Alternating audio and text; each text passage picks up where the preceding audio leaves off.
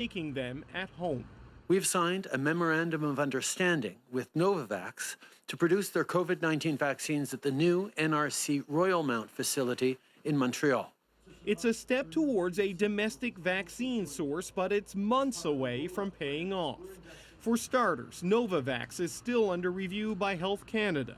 The facility in Montreal isn't built yet, and once it is, the facility also needs Health Canada certification. Then Novavax has to scale up production and start delivering.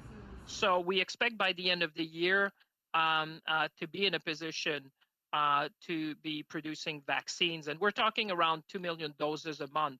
But the end of the year is months after the target of full vaccination by September has passed. But why did the Liberal government take so long to act? The Conservatives argue that focusing on a domestic source earlier could have accelerated domestic vaccinations. We're frustrated by Justin Trudeau and the Liberals' failure to secure and get vaccines into the arms of Canadians. The Prime Minister insists that existing vaccine contracts will ultimately get the job done in the short term. These measures are about the long term. We need to restore our capacity in our pharmaceutical industry in Canada to supply vaccines to Canadians, whether it's for further waves of this virus or it's for future viruses. The government is also investing in vaccine production in Saskatchewan and British Columbia, but that's for 2022, even 2023, making them less about getting Canada through this pandemic and more about the next one. David Cochran, CBC News, Ottawa. Now, while classes remain online at the University of Windsor, some international students still made that trip to study here in Canada. But with the pandemic, they say the process has been a lonely one. CBC's Tamina Aziz reports. You would never know then, when this pandemic would be over. So you can't really, push your life behind until everything's done. So I just took my chances. But yeah, this was not what I was expecting. Kankanamge left his friends and family behind in Sri Lanka. He doesn't know anyone in Windsor. While it isn't his first time studying abroad, he says being an international student during the pandemic is strange. He had to go through an extensive process to come here, got tested for COVID 3 times within 2 months, and quarantined completely alone for 2 weeks. I wasn't able to go for a run even, nothing. I had to just stay inside my room. That's it. So that was hard. That was mentally very hard. He says he had to come to Canada to secure his full ride scholarship, but he feels like he's missing out on the true student life experience. He wants to socialize and make friends, but the lockdown makes that difficult. Another international student considers himself lucky as he has some family in the country and secured a job. So I do go out, I meet people, I meet my people in my workplace. Yeah, I interact with them. I'm getting to know about the culture, the values, the rituals, and things like that.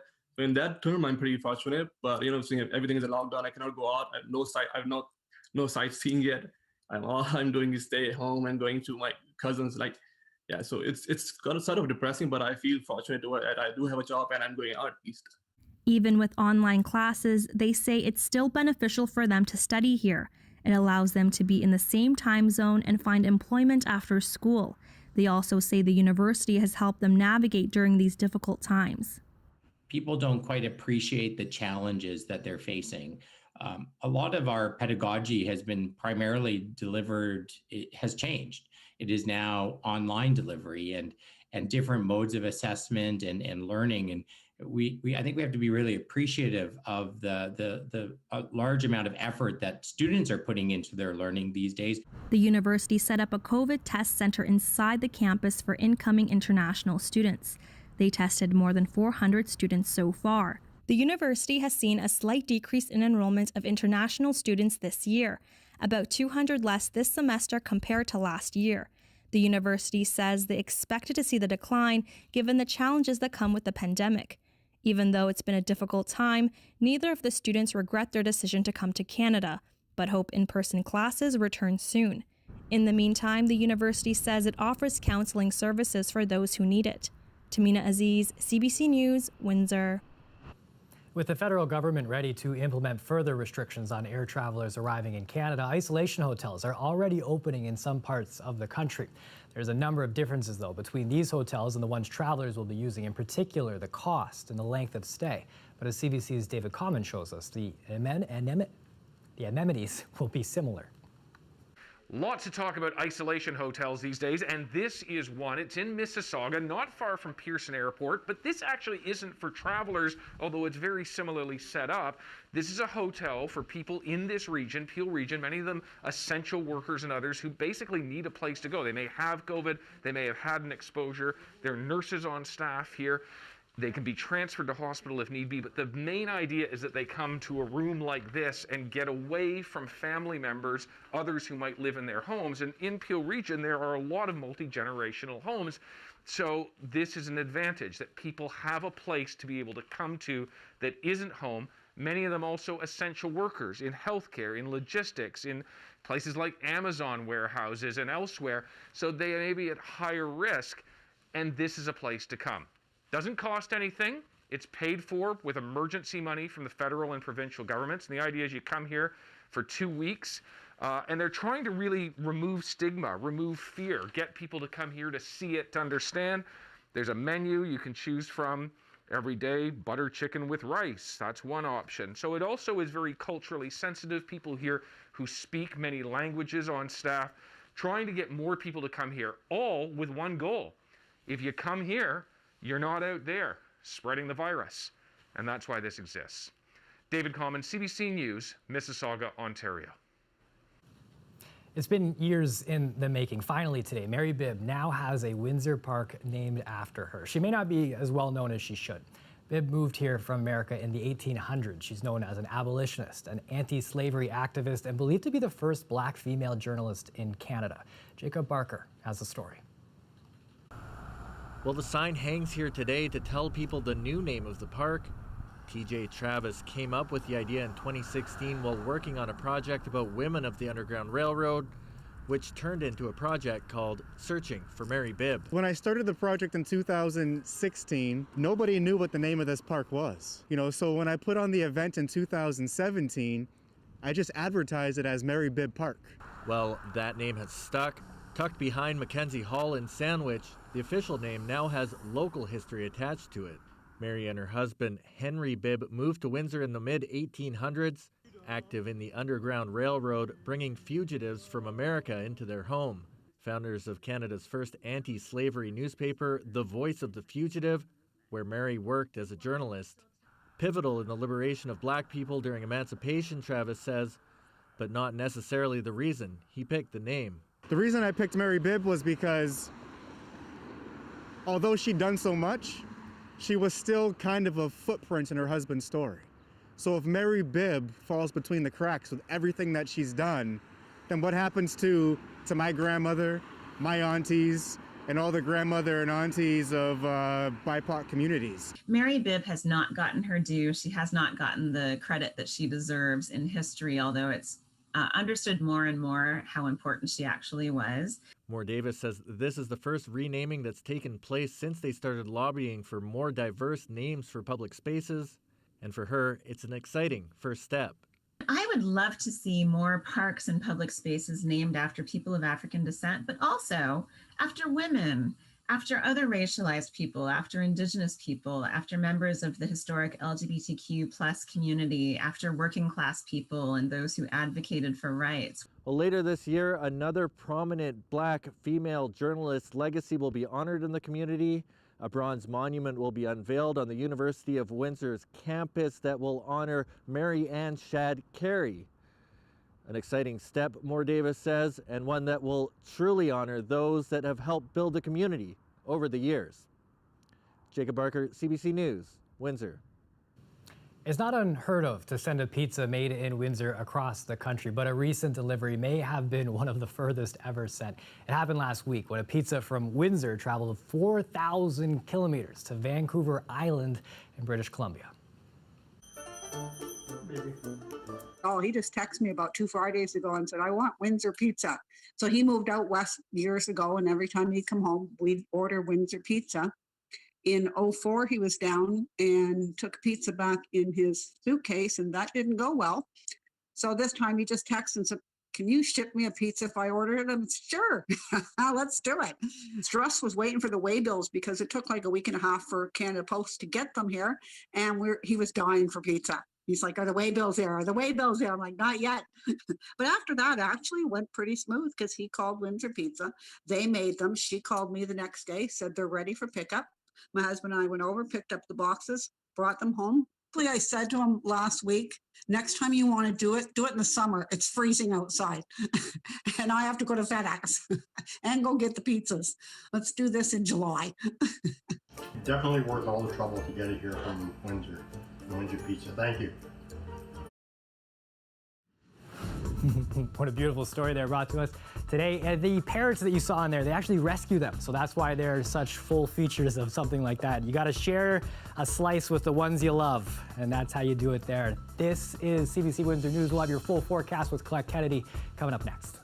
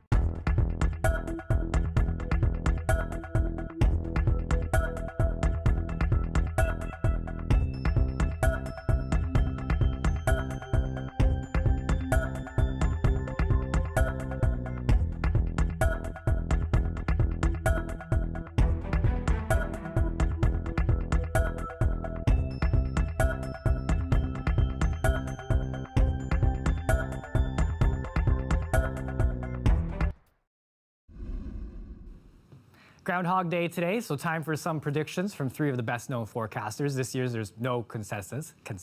That's not the easiest word to read either. In the U.S., Puxanotney Phil says that we're in for 6 more weeks of winter, but Ontario's Wyerton Willie and Nova Scotia's Shubenacadie Sam, they're predicting an early spring.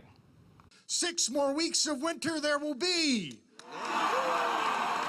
The official prediction, Willie predicts an early spring. No shadow, I believe that means Joining us now for a live look, Colette. Now, a year like no other. It feels like Groundhog Day every day anyways. Yep. And now we got all this mess coming at us. What do you think? What do you make of this day? Well, and I love that, stateside Punxsutawney thinks it's not going to be early, but that the Canadian, consensus is going to be early. I think it's fun folklore, and the Wyerton mayor, also flipped a hat because I guess that's about the same thing. You might as well flip a coin in terms of how right they are. I like to think I'm a little more precise than that. Far more precise, far more. I like to think that. So let me tell you, in the short term, and then I will get into a little bit longer term, of what will be happening here with your weather, okay? We have dry and mild Wednesday with sun. Now, there may be still a little bit of cloud in the morning hours, but primarily it's going to be a day of sunshine and sunglasses. And Thursday and Friday, next system is going to be moving in. That one, temperatures are going to be kind of mild, so a little bit of light snow, but then kind of turning into a mix. And after that, as we come closer to the end of the week and this weekend, cold air, whether you have a ticket, you bought a ticket, I'm sure you didn't for the Polar Express, it's coming anyway, and it's going to take us with it. So that cold air is going to plunge in here, and we're really going to notice the difference, and that's going to stick around. It won't be so significant for southwestern Ontario, but it is going to be really around till about mid-February. -2, our current temperature in Windsor. Chatham-Kent, how about -3 there? And then we'll factor these winds in. Got to talk about these again today. Like I said, they're going to kind of stick with us. So these are our sustained winds. Sarnia, over 40 kilometers an hour, but the wind gusts, so those have been even stronger, 50 to 60 kilometers an hour. Now, overnight tonight, these are going to ease up. The gusts are going to back off a little bit, and then play it forward through Wednesday. We're going to see still some strong winds, but to the east of us, and so you'll be able to enjoy the sunshine without it knocking that temperature down so much in terms of how it feels. So in terms of that big monster system, the heavy snow over into even southern Quebec, Montreal, 20 to 25 centimeters, not nearly as significant as into Atlantic Canada or what I've been talking about through northeastern parts of the U.S., but still, we really got off pretty easy with this one, getting just a little bit of flurries of light snow as it had passed through. So we're getting into that high pressure building in. That is protecting us, and that's going to take us forward. And the next thing we have to then turn our attention to is the system that's going to be coming in. So that Alberta Clipper is the one that's going to be coming in for us as we head into Thursday. Midday, clouds increasing towards the afternoon, and then Thursday night coming in as snow and then mixing especially close to the shoreline there for the north shore of Lake Erie. Overnight tonight, -8, feeling like -14. Same thing for you folks there into Leamington. Tomorrow, sunshine and 1 degree. Yes, a little extra cloud cover because of the northwesterly flow there coming off the lake. And then as we look ahead, here's what we have for you. Thursday, 2. So that's why it's that mix. But then the plunge begins. Can I show you what's happening there Sunday night? Do you want to see that? -17 for the low for Monday morning. Ooh! That's it. That's Polar it. That's Express. that polar plunge. That's it. It's tough. I don't care how many times you flip the coin. No one's going to think that's okay. No, I don't think so. That's a tough one. But that's We're all going right. to need that fur coat fur from those coat, no. groundhogs. They got one up on us there for sure. Thanks for this, Colette. Yeah, you're welcome. Now, the worldwide inspiration who raised funds for UK hospitals has died after testing positive for COVID-19. When we come back, we're going to take a look at the legacy of Captain Tom Moore.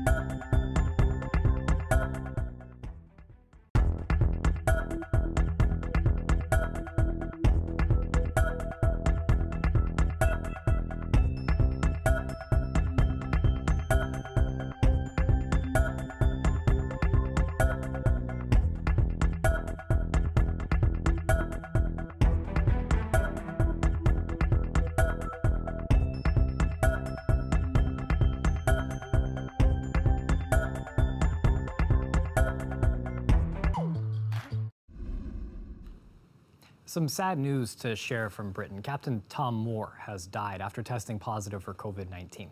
He's the 100-year-old Second World War veteran who captured the world's attention for his pandemic fundraising efforts. CBC's Tessa Asilia reports. When a nation in lockdown needed its spirits lifted, Captain Sir Tom Moore, Second World War Army veteran and ever the hero, did much more than that. Walking 100 laps around his garden before his 100th birthday in April last year, he had hoped to raise a small amount, but never imagined he would end up raising millions for the UK public health system to help in the fight against COVID-19, a disease he eventually contracted. He died aged 100. He had been treated for pneumonia over the last few weeks and recently tested positive for COVID-19. He hadn't been vaccinated against it because of other medications he was on. Knighted by the Queen last year, the palace sent a private message of condolence to his family. Many more tributes pouring in, and British Prime Minister Boris Johnson calling him a hero in the truest sense of the word. In the dark days of the Second World War, he fought for freedom, and in the face of this country's deepest post-war crisis, he united us all. He cheered us all up, and he embodied the triumph of the human spirit. And he was more. When you walk through a storm, hold your head up high. And don't be afraid of the dark. A man of many talents, he went on to break 2 Guinness World Records, becoming the oldest person to get a #1 single in the UK charts and the most money raised for doing a solo charity walk. His unwavering good cheer has become a trademark. Be optimistic. Whatever you're talking about, be optimistic, because it's a good day. I mean, things will get better. Words that couldn't be more needed. Captain Sir Tom Moore, leaving a legacy of light in a time of darkness. Tessa Arcilia, CBC News, Brussels. Well, quite the legacy to live. In Washington now, a few giant pandas making the most out of winter. Cameras captured the bears sliding head first through a snow day at the Smithsonian National Zoo. The pandas showed off more of their moves on snow-covered grounds, starfish-style sledding on their tummies, complete with a series of somersaults, rolling through some of the fresh powder that they've been enjoying there. That's it for us here at CBC Windsor News. Don't forget, for news anytime, you can go to our website, cbc.ca/Windsor. We're on social media too. You can find us on Facebook, Instagram, and Twitter. The Rick Mercer Report is up next. Thanks for watching. Have a good night.